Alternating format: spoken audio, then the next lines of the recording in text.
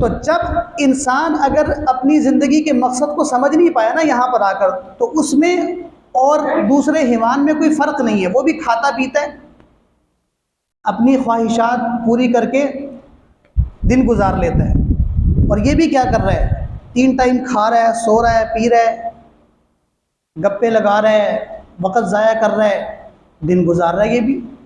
تو دونوں میں کوئی بنیادی فرق نظر، بظاہر ڈیزائن میں فرق ہے کہ وہ 4 پاؤں پہ کھڑا ہوا ہے اور یہ 2 پاؤں پہ کھڑا ہوا ہے، بظاہر کچھ تصویر میں فرق نظر آ رہا ہے، لیکن زندگی کے مقصد میں کوئی فرق نہیں ہے۔ دیکھو ایک گدھا بھی اس کے اوپر سامان لادا ہوا ہے نا، وہ بھی جا رہا ہے سامان چھوڑنے کے لیے، اور ایک بندہ صبح بیگ اٹھا کے بھی جاتا ہے۔ اس نے بھی کیا کیا؟ جا کر دکان پہ سامان چھوڑ دیا، پھر جا کر چارے پہ لگ گیا۔ اس نے بھی کیا کیا؟ جا کر سامان چھوڑ دیا، پھر اپنے کھانے پینے پہ لگ گیا۔ تو دونوں کی زندگیوں میں کوئی فرق اور نظر تو آنا چاہیے نا، کہ ان دونوں کو پیدا تو اللہ نے کیا ہے، لیکن اس کو کس کے لیے پیدا کیا، اس کو کس کے لیے پیدا کیا، یہ انسان کو ذرا سوچنا چاہیے۔ تو جب انسان یہی نہیں سوچتا نا، تو اسی کو اللہ نے کہا ہے کہ وہ انسان پھر ایسی زندگی گزار رہا ہوتا ہے کہ وہ چوپایوں سے بھی بدتر زندگی ہوتی ہے، کہ جس میں کوئی زندگی کا مقصد نہیں ہے، کوئی قبر نہیں، کوئی آخرت نہیں، کوئی اللہ نہیں، کوئی رسول نہیں، کوئی قرآن نہیں، کوئی دین نہیں، بس من چاہی اور مرضیوں پر مشتمل زندگی، اور خواہشات کی دوڑ پر پیچھے دوڑ دوڑ کر جو ہے نا اپنی زندگیوں کو برباد کرنے والی زندگی۔ ایسی زندگیاں اللہ تعالیٰ کو نہیں چاہیے۔ پیدا ہمیں اللہ نے کیا ہے، لیکن پیدا کرنے کے بعد اللہ نے ہمیں ایک مقصد پر چلنے کی تلقین اور ترغیب بھی دی ہے، اور ہدف بھی بتایا ہے کہ آپ نے زندگی اس طرح سے گزار کے آپ نے یہاں پر اس طرح سے پہنچنا ہے۔ تو کہنے کا مقصد یہ ہے کہ انسان کو اپنی زندگی کو ٹٹولنا چاہیے کہ آج تک ہم نے اللہ کے لیے کیا کیا ہے۔ ہم شکوے تو اللہ سے بہت کر رہے ہیں، دعاؤں میں بھی کرتے ہیں، یا اللہ میرا فلانا کام نہیں ہو رہا، میرا فلانا معاملہ پھنسا ہوا ہے، فلاں میرے سے بات نہیں کرتا، میری اولاد میرے سامنے اکڑ گئی ہے، یا اللہ بیوی میرے کنٹرول میں نہیں ہے، یا اللہ فلانا دھوکہ دے گیا، فلانا چونا لگا گیا۔ یہ سارے آج کل کے حالات اور یہ جملے ہیں نا لوگوں کی زبانوں پر، یعنی ہم اپنے شکوے تو اللہ کے سامنے سارے کر رہے ہیں، فلانے نے یہ کر دیا، فلانے نے یہ کر دیا، اس نے اتنا نقصان کر دیا، وہ میرا یہ لے گیا، وہ میرا یہ کھا گیا۔ کبھی سوچ کر ہم نے یہ بھی دیکھا ہے کہ جس رب نے ہمیں پیدا کیا ہے، ہم نے اس کے لیے کیا کیا ہے؟ اس کے دین کے لیے کیا کیا ہے؟ اس کی دنیا کے لیے کیا کیا ہے؟ اس کے نام کو بڑھانے کے لیے کیا کیا ہے؟ کبھی ہم نے اس رب کے لیے بھی کوئی ایسا عمل کیا ہے کہ جس کو ہم یہ کہہ سکیں کہ ہاں یا اللہ یہ کام میں نے صرف اور صرف کس کے لیے کیا ہے؟ آپ کے لیے کیا ہے، آپ کے علاوہ اس کام میں اور کسی کو میں نے شریک نہیں کیا۔ ہم رمضان کی عبادتیں بھی کرتے ہیں تو دیکھیں وقتی عبادتیں ہیں، کوئی یہ دعویٰ نہیں کر سکتا کہ میں نے اللہ کے لیے رمضان گزارا ہے۔ اگر کوئی کر رہا ہے نا آج کل کے دور میں کہ میں نے اللہ کے لیے رمضان گزارا ہے، یقیناً جھوٹا ہوگا، کیونکہ اگر اللہ کے لیے رمضان گزارا ہوتا تو پھر مسجد میں تیری روٹین ویسی ہی رہتی جیسے رمضان میں تھی،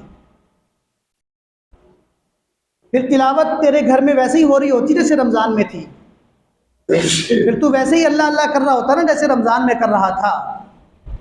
پتہ یہ چلا کہ تو نے رسمی رمضان گزارا تھا، کہ لوگ روزے رکھ رہے ہیں چل تو بھی رکھ لے، لوگ نمازیں پڑھ رہے ہیں چل تو بھی پڑھ لے، لوگ تلاوت کر رہے ہیں چل تو بھی کر لے، لوگ توبہ توبہ کر رہے ہیں چل کچھ دن تو بھی کر لے۔ اللہ کے لیے نہیں ہے، سب کچھ کس کے لیے ہے؟ اپنی خواہشات کو پورا کرنے کے لیے ہے، اپنے نفس کی تکمیل کرنے ہیں۔ اب جو نفس کہہ رہا ہے، جو اندر سے دل کہہ رہا ہے، جو ضمیر کہہ رہا ہے، بس وہ کرے جاؤ، وہ کرے جاؤ۔ اللہ راضی ہیں یا نہیں ہیں اس کی کسی کو پرواہ نہیں ہے، کیونکہ اللہ کے لیے کام کیا گیا ہو نا تو اس کی شکل و صورت زندگی میں نظر آتی ہے، واقعتاً اس نے کوئی کام کیا ہے اللہ کے لیے، پتہ چلتا ہے، وہ کام مستقل اس کے ساتھ جڑا ہوا نظر آتا ہے۔ تو جب ہم اللہ کے لیے تو کچھ کر نہیں رہے، تو اب سوچ یہ ہے کہ اللہ ہمارے لیے سب کچھ کرے۔ تو ہمیں اللہ نے پیدا کیا ہے، ہم نے اللہ کو پیدا نہیں کیا۔ ہم نے اللہ کے لیے کچھ کرنا ہے، اللہ نے ہمارے لیے کچھ نہیں کرنا، اور نہ اللہ اس بات کے ذمہ دار ہیں کہ وہ ہمارے لیے کچھ کریں۔ اگر اللہ نے ایک وقت کھانا نہیں کھلایا، ہم نہیں پوچھ سکتے اللہ تعالیٰ سے کیوں نہیں کھلایا۔ اللہ کہیں گے میں نے تجھے پیدا کر دیا، اتنا کافی نہیں ہے، تو اوپر سے روٹیاں بھی مانگ رہا ہے میرے سے، لیکن پھر بھی وہ رب آپ کو کھلا رہا ہے کہ نہیں کھلا رہا۔ انسان بیمار ہو جائے اور چلنے پھرنے کے قابل نہ رہے، پھر بھی یہ اللہ سے شکوہ نہیں کر سکتا کہ یا اللہ مجھے بستر پر کیوں ڈال دیا آپ نے۔ اللہ کہیں گے بستر پہ ڈالا ہوا ہے، دیکھو سانسیں تو لے رہا ہے نا تو، یہ سانسیں تجھے کس نے دی ہیں؟ اللہ نے دی ہیں، تو شکوے کس بات کے کر رہا ہے تو؟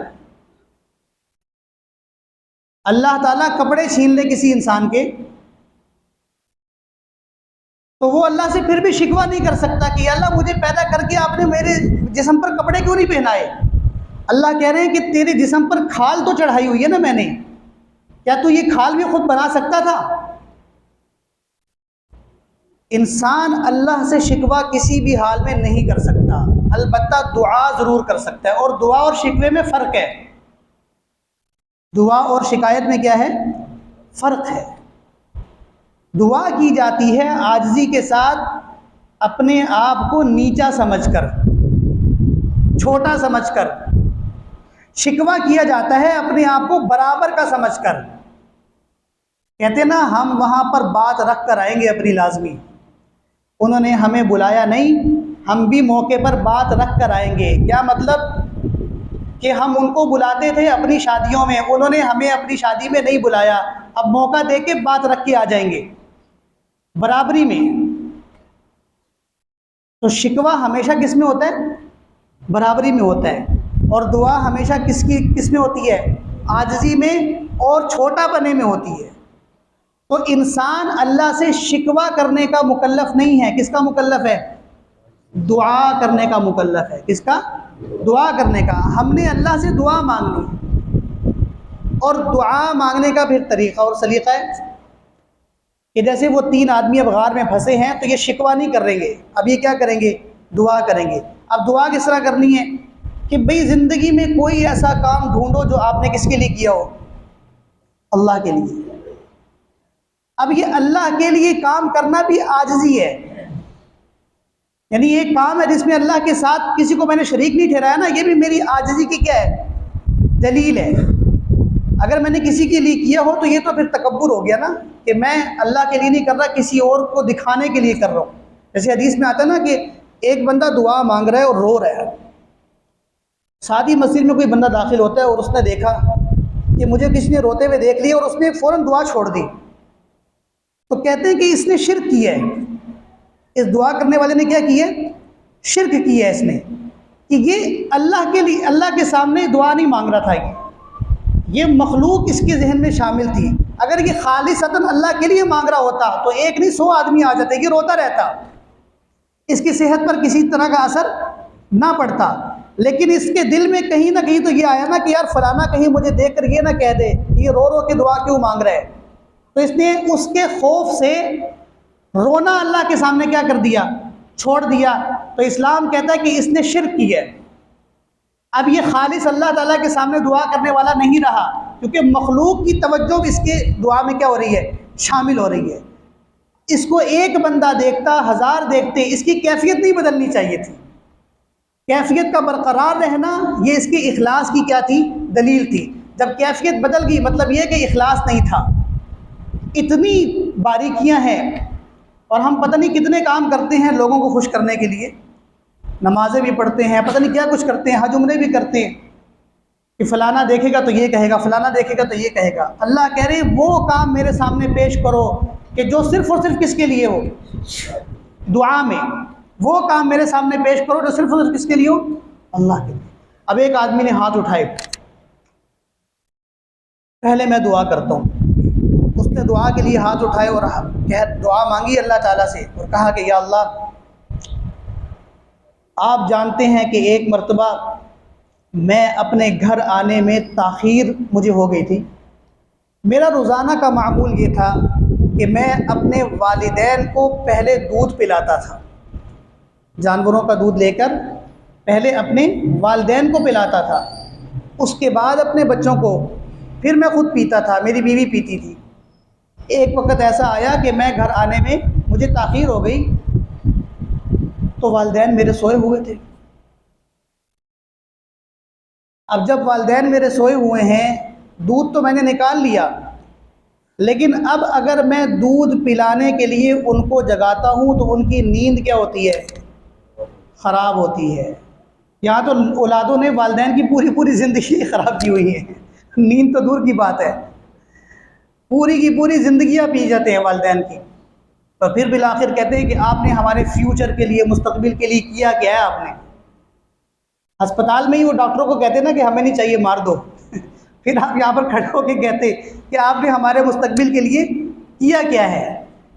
آپ کو آپ کے والدین نے ہسپتال سے آپ کو لے کر آ گئے کپڑے میں ڈال کے، ماں نے دودھ پلا دیا، اتنا جوان بنا دیا کہ آپ ہٹے کٹے ہو گئے، کچھ نہ کچھ آپ خود کر سکتے ہو۔ اب والدین کے سامنے پھر بھی کھڑے ہو یار کہ آپ نے ہمارے لیے کیا کیا ہے؟ آپ نے ہمارے لیے اتنا ہی کرنا تھا کہ آپ ہماری پیدائش کا کیا بن گئے؟ ذریعہ۔ اب کرنا آپ نے خود ہے۔ ہمارے یہ اس ہندوستانی معاشرے میں نا یہ بڑا ظلم ہے کہ والدین تکیہ لگا کے بیٹھے ہوئے اولادوں پر، اولاد تکیہ لگا کے بیٹھی ہوئی کس پر؟ والدین پر۔ والدین کہتے ہیں یہ بڑے ہو کے ہمارے لیے کچھ کریں گے، اور اولاد کیا کہتی ہے جب ہم بڑے ہوں گے پھر بھی ہمارے لیے یہ کچھ کریں گے۔ تو نہ والدین کچھ کر رہے ہیں نہ اولادیں کچھ کر رہی ہیں، دونوں پریشان تسلی سے۔ وہ اپنی زندگی میں پریشان ماشاءاللہ سے، اور یہ اپنی زندگی میں پریشان۔ بھئی آپ اپنا کام کرو، آپ اپنا کام کرو۔ اللہ نے آپ کو پیدا کیا، اب آپ دو الگ الگ شخصیات ہو۔ رشتے ہیں نا، والد والدہ کا الگ ہے، بیٹے کا اور والد کا الگ ہے، رشتوں کی حیثیت الگ ہے، لیکن بطور انسان ہونے کے اور زندگی جینے کے آپ دونوں کی حیثیتیں کیا ہیں؟ الگ الگ ہیں۔ اب بالغ ہونے کے بعد آپ اپنا گھر بار دیکھو، آپ والدین کی جائیدادوں کی طرف نہ نظر ڈالیں کہ فلانا کمرہ میرے نام کر دو، فلانا ٹکڑا میرے نام کر دو۔ جاؤ بھائی، قل سیروا فی الارض فانظروا کیف بدأ الخلق ثم اللہ ینشئ النشأۃ الآخرہ۔ زمین میں جاؤ، اپنا معاش تلاش کرو، روزی روٹی کماؤ، خود سے اپنے پاؤں پہ کھڑے ہو جاؤ۔ ساری زندگی پھر اچھا مرنے کے بعد بھی کہتے ہیں ہمارے ابو نے ہمارے لیے کچھ نہیں کیا، ہمارے ابو نے ہمارے لیے کچھ نہیں کیا، ہماری امی نے جوڑ جوڑ کے رکھا لیکن ہمیں کچھ نہیں دیا۔ تو یہ ہمارے ہندوستانی معاشرے کے اندر نا یہ بہت بڑا ظلم ہے جو ہم آپس میں ایک دوسرے کے ساتھ کر رہے ہیں، جبکہ اللہ تعالیٰ نے کسی بھی انسان کو کسی پر سہارے کے طور پہ پیدا نہیں کیا۔ اللہ نے کہا جب بالغ ہو گئے، ہاں کوئی کمزور لوگ ہوتے ہیں جیسے غیر بالغ بچے ہیں تو ظاہری بات ہے ان کو کسٹڈی میں دیا ہے اپنے والدین کی، بیوی ہے تو اس کو شوہر کی کسٹڈی میں دے دیا ہے۔ لیکن جب آپ کو اللہ نے ایک کام کی حیثیت دے دی ہے کہ آپ خود چل کے روزی کما سکتے ہیں، تو پھر والدین کی طرف دیکھنا اور ان کے جائیدادوں کی طرف دیکھنا یہ بہت بڑا ظلم اپنے ساتھ بھی ہے اور والدین کے ساتھ بھی ہے۔ تو دونوں نے اپنی زندگیاں خراب کی ہوئی ہیں ایک ہی وجہ سے کہ وہ کیا کہہ رہے ہیں کہ یہ میرے لیے کچھ کرے گا، اور یہ کیا کہہ رہے ہیں یہ میرے لیے کچھ کرے گا، اور کر دونوں ایک دوسرے کے لیے کچھ بھی نہیں رہی۔ یعنی بچے ہمارے پاس آتے ہیں کہتے ہیں 40 سال ہو گئے ابو شادی نہیں کروا رہے، 40 سال ہو گئی امی شادی نہیں کروا رہی ہیں۔ اب 40 سال کی عمر میں اس بچے کی شادی ہوگی، پھر پتہ نہیں اولاد ہوتی ہے پہلے سال میں، 2 سال میں، 3 سال میں نہیں ہوتی، 5 سال بعد ہوتی ہے۔ یہ 60 سال کا ہوگا، 13 سال کا بچہ اس کے پیچھے ہوگا، تو اس کا فیوچر یہ کیسے بنائے گا؟ اس کا مستقبل یہ کیسے بنائے گا؟ یہ تو تب ہوگا کہ فطرت کے مطابق اس کا نکاح ہو، فطرت کے مطابق اس کی اولاد ہو، فطرت کے مطابق وہ زندگی جینا شروع کرے گا، فطرت کے مطابق اس کی لائف سٹائل ہو جو ہے نا وہ سیٹ ہوگا۔ جب فطرت سے آپ لڑائی کر کے، بغاوت کر کے زندگیاں اپنی مرضی کے مطابق سیٹ کرنے کی کوشش کریں گے، دھڑم دھڑم سے گریں گے، پریشانیاں آپ کے قدموں میں آ کر گریں گی، سر پہ آ کے مصیبتیں گریں گی، کچھ بھی نہیں بنے گا، کچھ بھی نہیں بنے گا، جیسے آج کل لوگوں کا کچھ بھی نہیں بن رہا۔ تو بجائے اس کے کہ آپ کو اللہ نے اگر والدین دیے ہیں تو آپ بس ان کی کیا کریں؟ خدمت کر کے کیا کمائیں؟ جنت کمائیں۔ ان کے مال پر، ان کی جائیدادوں پر نگاہ ڈالنے کی اولاد کو ضرورت نہیں ہے، اس لیے کہ آپ صلی اللہ علیہ وسلم نے منع کیا ہے کہ والدین زندہ ہوں، اولاد کو ان سے وراثت مانگنے کا حق نہیں ہے۔ والدین زندہ ہوں اولاد کو وراثت مانگنے کا حق نہیں ہے۔ یہاں تو لوگ کورٹ میں لے کے جا رہے ہیں والدین کو کہ ہمارا ہڑپ کر کے، تیرا تھا ہی نہیں بھی تو ہڑپ کیسے کیا اس نے؟ جب ایک رجسٹری والد کے نام ہے تو اولاد تب تک اس میں حصے دار نہیں ہے جب تک والد کیا ہے؟ حیات ہے۔ والد زندہ ہے تب تک اولاد اس کی رجسٹری میں شریک نہیں بنے گی۔ والد مرے گا پھر وہ وراثت منتقل ہوتی ہے، وہ دنیا سے جائے گا پھر وہ وراثت کے احکام ہوتے ہیں۔ لیکن زندہ آدمی جب تک ہوگا وہ کروڑوں اربوں کا مالک ہو اور اولاد کے پاس دھیلا بھی نہ ہو تب بھی اولاد وراثت کا مطالبہ اس کی زندگی میں اس سے نہیں کر سکتی۔ یہ فتویٰ مفتی سے آپ جا کے پوچھ سکتے ہیں اگر میری بات پہ یقین نہیں آ رہا آپ کو۔ یہ شریعت کا مسئلہ ہے۔ یہاں تو ہر دوسرے تیسرے گھر میں یہ لڑائی چل رہی ہے نا بھائی کہ ہمارے لیے کچھ نہیں کر رہے، ہمارے لیے کچھ نہیں کر رہے۔ اب آپ نے اپنے لیے خود کچھ کرنا ہے، کسی نے آپ کے لیے کچھ نہیں کرنا۔ یہ آپ کے لیے بہت بڑی نعمت ہے کہ آپ صحیح سلامت ابھی تک موجود ہیں اور والدین نے آپ کو زندگی جینے کا موقع فراہم کیا پورا۔ بچپن میں ماں نے دودھ پلایا، باپ نے مزدوریاں کر کے آپ کو تعلیم دلوائی، نہ بھی دلوائی کم از کم روٹی تو کھلائی نا آپ کو، کم از کم آپ کا پیٹ تو بھرتا تھا روزانہ۔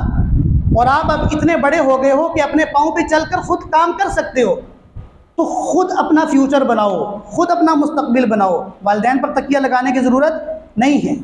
تو بات چل رہی تھی کہ اس نے کتنی تکلیف کا خیال رکھا کہ میرے والد اور والدہ سوئے ہوئے ہیں، اب اگر میں ان کو جگاؤں گا تو ان کی نیند خراب ہوگی، ان کی کیا ہوگی؟ نیند خراب ہوگی۔ تو اس نے کیا کیا اللہ کے بندے نے؟ وہ رات سے لے کر صبح و صادق تک یعنی فجر کے طلوع ہوتے وقت تک وہ دودھ کا پیالہ اپنے ایک ہاتھ میں اور دوسرے ہاتھ میں لے کر کھڑا رہا کہ یہ والد اور والدہ صبح بیدار ہوں گے تو میں ان کے سامنے پیش کر دوں گا۔ آج ہمیں کئی والدین کہتے ہیں ہمارا بچہ رات کو 2:30 بجے 3 بجے گھر آ رہا ہے، 2:30 بجے 3 بجے گھر آ رہا ہے۔ بھئی شوگر کے مریض، بلڈ پریشر کے مریض، ہارٹ پیشنٹ، رات کو سونا ان کے لیے بڑا مشکل کام ہوتا ہے۔ 12 گولیاں وہ پھر پانی کے ساتھ اندر لے کے جاتے ہیں، پھر جا کے کہیں ان کو نیند آتی ہے۔ اب یہ مسٹنڈا جب آئے گا نا 12 بجے 3 بجے تو والدین کی نیند خراب ہوگی کہ نہیں ہوگی؟ باہر تو یہ کوئٹہ ہوٹل پہ چائے پی رہا ہے، سوٹیں لگا رہا ہے، سب کچھ کر رہا ہے معذرت کے ساتھ، یہ کھلے لفظوں میں اس لیے بتا دوں کیونکہ یہ چیزیں آج کل کے معاشرے میں ہو رہی ہیں۔ اب یہ 3 بجے جب یہ گھر آئے گا تو والدین کی نیند خراب ہوگی کہ نہیں ہوگی؟ اب بتائیں کہ وہاں پر وہ دودھ کا پیالہ ساری رات لے کر کھڑا ہوا ہے اور وہ والدین کو تکلیف نہیں ہونے دے رہا، اور یہاں پر آ کر یہ بیلوں پہ بیلے مار رہا ہے۔ پھر اس کے بعد کی بدتمیزی بھی ہے، کہ اگر وقت پر نہیں کھولا تو تمہیں سن نہیں سکتے، تم دروازہ نہیں کھول سکتے، تمہیں بیلوں کی آوازیں نہیں آ رہی ہیں۔ پچھلے کئی واقعات ہو چکے ہیں کہ وہ والدہ نے دروازہ نہیں کھولا، وہ نشے میں دھت آیا، اس نے والدہ کو ہی گولی مار دی۔ یہ ادھر کا واقعہ ہے، یہ صحت پور روڈ کا واقعہ ہے۔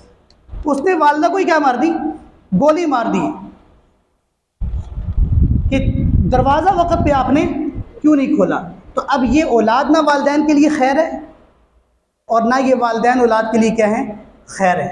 وجہ اس کی بھی بہت پیچھے جائیں تو یہی نکلے گی کہ نہ والدین نے اس کو دین کے مطابق جینا سکھایا ہوگا، نہ اولاد کو پتہ ہوگا کہ دین کے مطابق جینا کیا ہے۔ لیکن البتہ ضرر کا، نقصان کا تو ایک دوسرے کے لیے سبب بن گئے نا۔ اس کے لیے تو ہمیشہ کے لیے اللہ نے جہنم لکھ دی اب کہ والدین کا قاتل ہے، نافرمان الگ چیز اور قتل کرنا الگ چیز، اور اس کے بعد یہ قبر میں جب تڑپے گا وہ الگ اس کے لیے اذیت ہے۔ تو یہ معاشرے کے اندر ہم سب نے ایک دوسرے کے لیے ٹینشنیں خود پال رکھی ہیں۔ جب ہم ایک دوسرے کا احساس کریں گے اور صرف احساس یہ سمجھ کر کریں گے کہ یہ کام میں کس کے لیے کر رہا ہوں، تو پھر اللہ ہمارے کام کریں گے، پھر اللہ ہمارے کام بنائیں گے، پھر ہمیں کسی دوسرے تیسرے کی طرف جانے کی ضرورت نہیں پڑے گی۔ اب اس نے یہ اللہ کے سامنے رکھا کہ یا اللہ میں آپ کو گواہ بناتا ہوں، یہ جو دودھ کا پیالہ ساری رات میں لے کر اپنے ہاتھوں پر کھڑا رہا، اس میں صرف اور صرف میرا مقصود آپ کو راضی کرنا تھا کہ آپ کیا ہو جائیں؟ راضی ہو جائیں، اور میں کچھ نہیں چاہتا تھا کہ والدین صبح اٹھ کے میرے نام جائیدادیں کریں، میں صرف اور صرف یہ چاہتا تھا کہ آپ کیا ہو جائیں؟ راضی ہو جائیں۔ تو جیسے ہی اس نے یہ اللہ کے سامنے اپنی دعا میں یہ مسئلہ رکھا تو حدیث میں آتا ہے آپ صلی اللہ علیہ وسلم فرمایا کہ چٹان تھوڑی سی اللہ نے ہٹا دی، وہی چٹان تھوڑی سی کیا ہو گئی؟ ہٹ گئی، اور سورج کی کچھ نہ کچھ کرنیں اندر پھوٹنے لگی، جس کو دو بندے جو اور ساتھ تھے ان کو بھی دیکھ کر سہارا ہوا کہ جب اس کا وہ کام جو اس نے اللہ کی رضا کے لیے کیا تھا اللہ نے قبول کر کے چٹان کو ہٹا دیا، تو ہمارے بھی کچھ ایسے کام ہوں گے زندگی میں جو ہم نے صرف اور صرف کس کے لیے کیے تھے؟ اللہ کے لیے، تو اللہ ہمارے لیے بھی اس مشکل کو کیا کریں گے؟ پریشانی کو ختم کریں گے، اس مشکل کو دور کریں گے۔ تو ان دونوں نے پھر اپنے اپنے کام اللہ کے سامنے رکھے، تو اللہ تبارک و تعالیٰ نے ان دونوں کی دعاؤں کی برکت سے اور ان کاموں کی برکت سے پوری کی پوری چٹان ہی کیا کر دی؟ ہٹا دی، اور راستہ ان کو مل گیا۔ تو حدیث میں سبق یہ ملا کہ کبھی کبھی زندگی میں آپ کوئی ایسا کام کیا کرو کہ جو صرف اور صرف کس کے لیے ہو، اور پھر جب تم مشکل میں پھنسو تو اللہ سے شکوہ کرنے کے بجائے دعا کرو، اور دعا میں اللہ کے سامنے وہ کام کیا کر دو؟ پیش کر دو۔ اللہ تمہاری مشکلات کو انشاءاللہ کیا کریں گے؟ دور کر دیں گے۔ اور کوئی کسی کی مشکل کو حل نہیں کر سکتا، کوئی کسی کو رزق نہیں دے سکتا، کوئی کسی کے نفع نقصان کا مالک نہیں ہے۔ نفع بھی کس کی طرف سے ہے، نقصان بھی کس کی طرف سے ہے، عزت بھی کس کی طرف سے ہے، ذلت بھی کس کی طرف سے ہے۔ اونچا ہونا اللہ کرتے ہیں، نیچا ہونا بھی کون کرتے ہیں؟ اللہ کرتے ہیں۔ سب کام ہمارے اللہ کے علاوہ کسی نے نہیں کرنے، تو ہم نے صرف اور صرف اپنی توجہ کس کی طرف بنانی ہے؟ اللہ کی طرف بنانی ہے۔ اللہ تعالیٰ سمجھنے کی توفیق نصیب فرمائے۔